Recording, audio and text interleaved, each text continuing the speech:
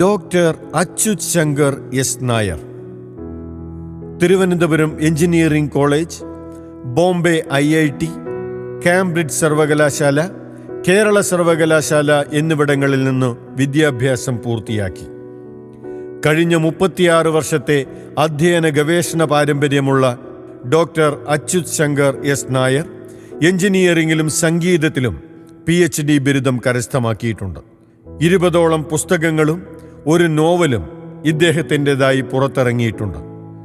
കേരള സർക്കാർ സ്ഥാപനമായ സീഡിറ്റ് ഡയറക്ടർ, വിദേശ വിദ്യാർത്ഥി കേന്ദ്രം സ്ഥാപക ഡയറക്ടർ, വിവിധ സർവകലാശാലകളിൽ സിൻഡിക്കേറ്റ്, സെനറ്റ്, അക്കാഡമിക് കൗൺസിൽ എന്നിവയിൽ അംഗം, ഉന്നത വിദ്യാഭ്യാസ കൗൺസിൽ അംഗം, കേരള സർവകലാശാല ബയോ ഇൻഫർമാറ്റിക്സ് വിഭാഗം സ്ഥാപക മേധാവി എന്നിങ്ങനെ വിവിധ ചുമതലകൾ വഹിച്ചിട്ടുണ്ട്.